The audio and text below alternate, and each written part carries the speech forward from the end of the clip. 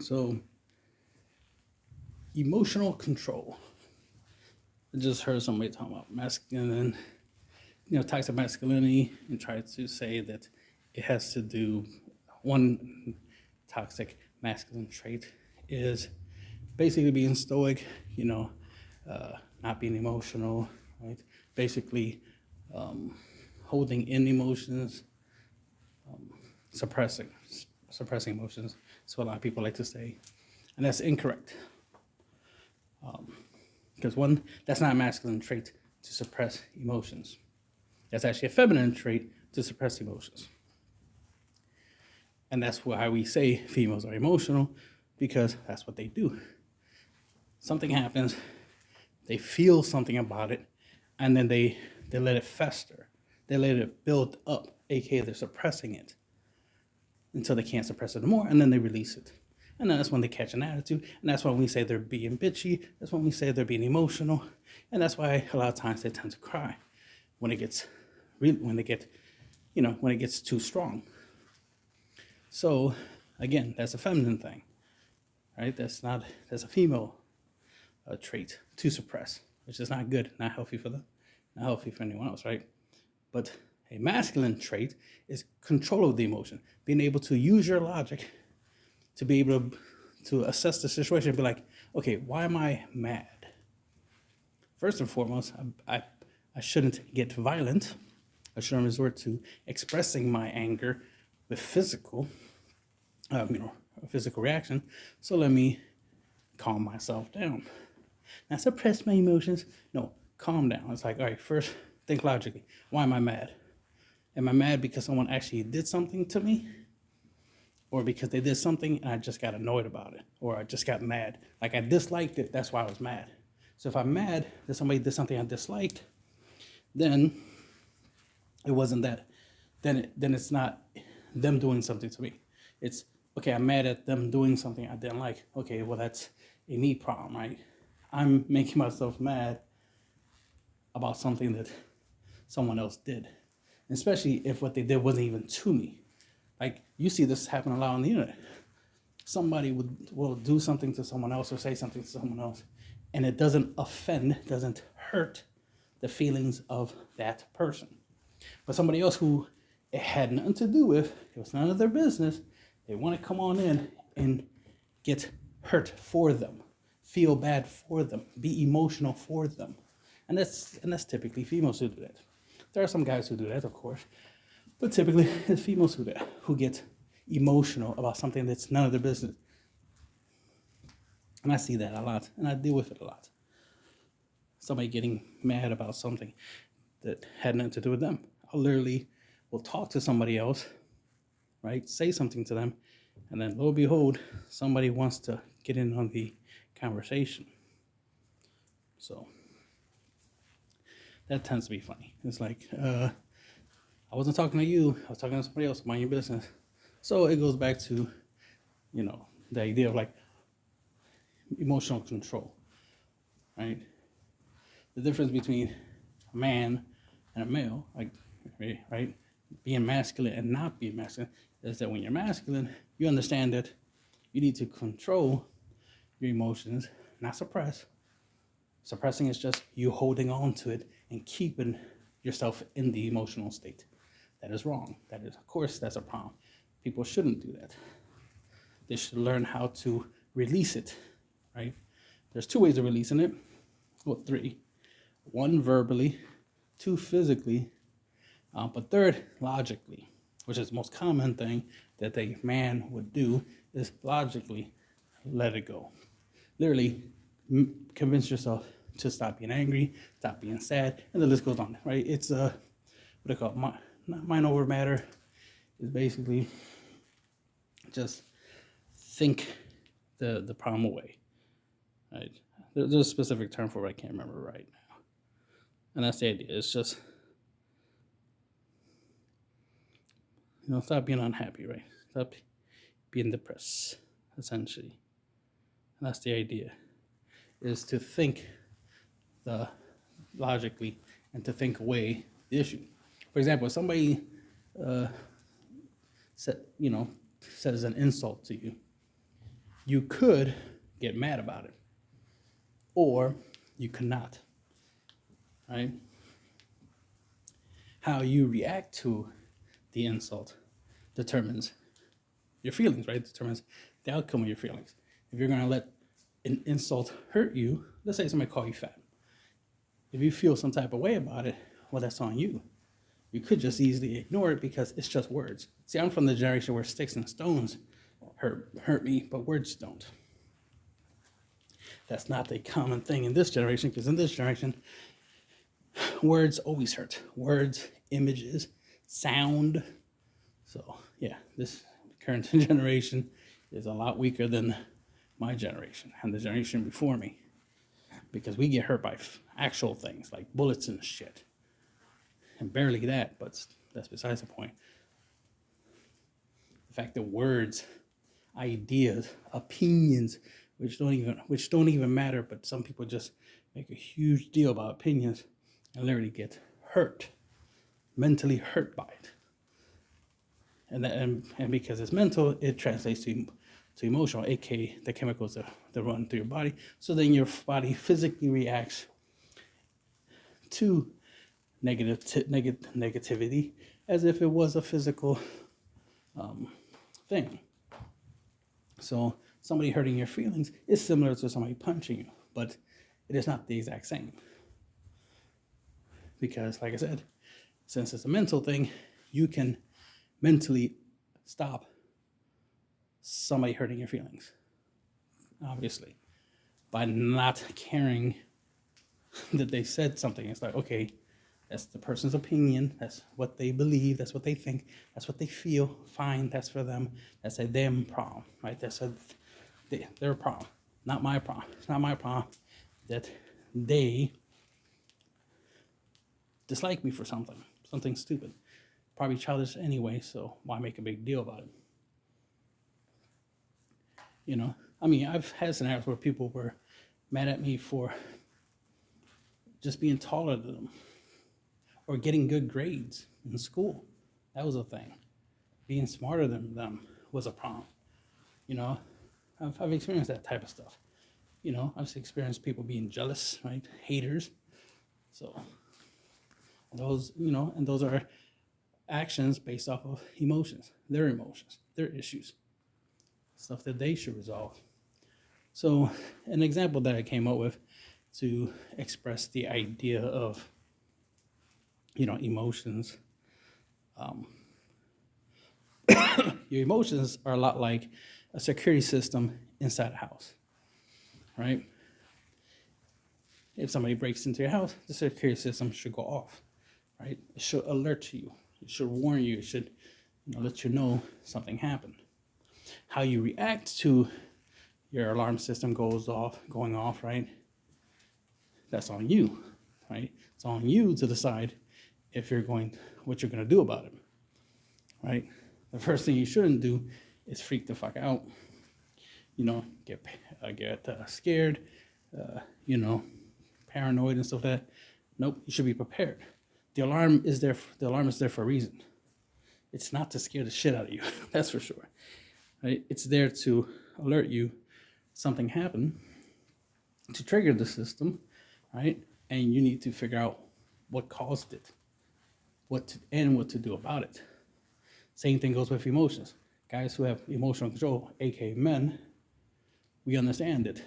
You know, one, if somebody makes us mad, for example, and that's an emotion, well, first and foremost, we gotta make sure we don't let it build up, aka not suppress it, so that way it can turn into violence, right? Because then we'll end up trying to release the emotion physically, which we should avoid. So we're going to go into the logical thing, and it's like, okay, why am I mad? Right? What made me angry? Am I making myself angry? Did the person make me angry? As in, the person actually doing something to me that's a problem? Are they still doing it? That's another factor.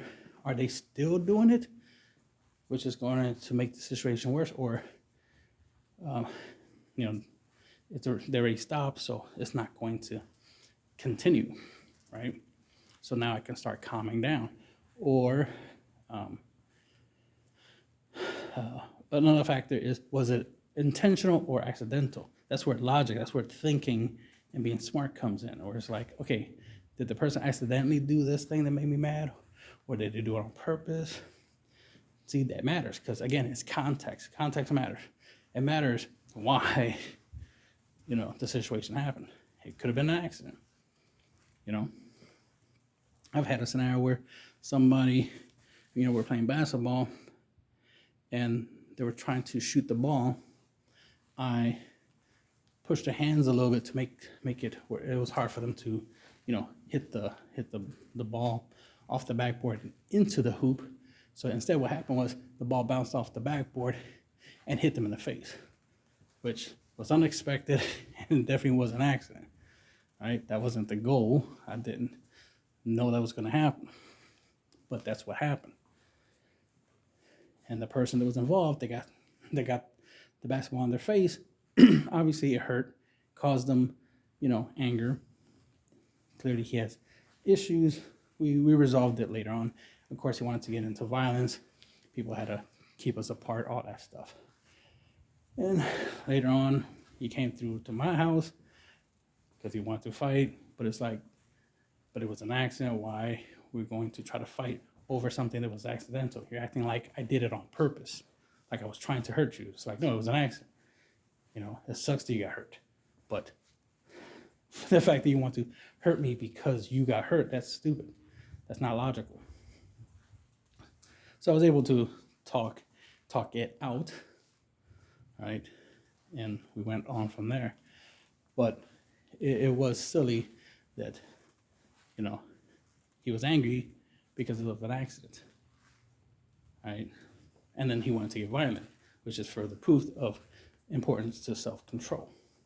Because if the tables were turned and that happened to me, I wouldn't get mad. I wouldn't be trying to fight over an accident. Remember, we're playing a game. We're playing basketball. We're playing a game. We're doing an activity for fun, and then something happened. Shit happens, right? When you're playing games, sometimes you get hurt because it's physical, physical activity. But to get mad about it and wanting to hurt somebody else in the process, that is wrong and not necessary. So again, you gotta think logical. When I say emotional control, I'm talking about use your brain, use your common sense to deal with your feelings. There's people who literally cry over nothing. They like cry over spilled milk and shit. Cry over the dumbest things. Complain over the dumbest things. And that right there is an issue. It's like you need to control your emotions. Instead of letting your emotions control you, it's like having an alarm system in your house that you don't have the ability to turn off when it no longer needs to be on, right? You don't want the alarm system to go off all the time. You don't want it where a cat walks around the house and boom, the alarm goes off. You want it where somebody breaks into the house and the alarm goes off. And that's the same thing with emotions. You don't want to get angry over everything. There's people who literally get mad because they didn't understand something that somebody said. There's some people who get mad because they thought you gave them an insult, when in reality you gave them a compliment. There's people who actually get mad if you give them a compliment. Think about how stupid that is. That there's literally people who get butthurt over a compliment. Lately, I've been seeing females, disliking compliments. It's like, that's weird, but okay. So that gives you an obvious idea. There's like, emotions aren't good when you don't have control of it. And here's the thing, 90% of human emotions are negative anyway. We have very few positive emotions. Therefore, we need to be less emotional, not more emotional. We definitely shouldn't be trying to encourage the idea like, yeah, everybody get seen your feeling. Everybody get feeling. Everybody make decisions based on your feelings. No, because your feelings are 90% negative. And what does negative mean? It means bad. What does that bad mean when it comes to making decisions? It's a bad decision. I'm all for good emotions, positive emotions, happy decisions, good decisions, right? I'm all for that. I'm all for good emotions. The thing is, most people don't express their good emotions that much. You know how ironic it is? A chick, right, likes you, but she won't tell you she likes you. But as soon as she's mad at you, oh, she wants to tell you that. She is more likely to tell you she dislikes you than she is to tell you she does like you. Think about the hypocrisy in that. And the main people promoting the idea of getting in touch with feelings and being emotional are females, are the ladies. They're the ones constantly trying to promote this, expressing your feelings things. Even when I mention the idea of emotional control, they think automatically, no, don't suppress. It's bad. Scientifically, it's been proven that holding in your emotions, causes you bodily harm. It's like, I never said suppress. I didn't say emotional suppression. I said control. That's what I said, control. Clearly, most of y'all don't know what control means. Control. That means you cry when it's the right time to cry, not all the time. You're sad when you need to be sad instead of being sad all the time, like depression or something. That's what control means. It means you turn it off and on when necessary. That's what control. When you're controlling the temperature in your house, that's what you're doing. Control does not mean turn it up to the highest, heat and leave it on all day. That's not what control means. Obviously, you want to put it into a comfortable, acceptable level. Just like volume control, right? You don't want to blast your music. You want it loud enough that you can hear and enjoy it, but not enough that it bothers anyone else. That's what control is, right? Not getting violent, not punching somebody because, you feel some type of thing or some type of way. That's what emotional control is. It's not suppression. It's not holding on to negative emotions. You're supposed to expel negative emotions. I understand you want to hold on to happy feelings, right? Not wrong with that. But even that could probably be too much. Being happy all the time can be a problem, especially if you're happy in a life-threatening situation. Oh my God, this shark is about to attack me. Ha ha ha, I feel so euphoric. No, don't feel euphoric. Feel fear. Feel like fighting or fleeing, right? Fight or flight response. Feel those feelings. Feel like surviving. There's always somebody that wants to feel the wrong feeling at the wrong time. Somebody, running around shooting a weapon, and instead of feeling like they should survive and try to get out of the situation, they want to feel like crying and not moving to survive. It's like, stop crying, start moving. Stop crying, start running, logically. And that's what I'm talking about, emotional control. Because there's situations, especially in the military, when I was in the Army, there's situations where it's like, oh, this is this is a life-threatening situation. I can die, but I can't be scared and dwell on my feelings of fear. I need to focus on surviving. Focus on getting out of danger, not being afraid that I'm in danger, like logically. So that's emotional control. So just something I wanted to talk about because it pops up way too many times, and I see that out there, the whole emotional stuff, and that's just bullshit. Everybody's just obsessed with emotions, not realizing that controlling your emotions makes you stronger. Oh yeah, that's the other thing. It's the idea that people are trying to promote the idea of emotions as if it's a strength and instead of a weakness. It's like good positive emotions focused and directed properly, yes, can be a strength. Right? Having a positive mindset on a daily basis while you go to the job you don't like, so that way you can get that paycheck and stack that money and use that money to, start a business and leave your job. Yes, that's a strength to, if you're using a positive emotion. But crying and being sad and saying that's strength, no, it's not. That's weakness. Especially if you're crying over something stupid. Oh my God, this girl I was dating, she left me. Well, okay, that's going to happen. And You might want to figure out why it happened, so that way you can improve yourself, so you can reduce that from happening ever again. What you shouldn't be doing is crying about it, because it's not going to fix the problem.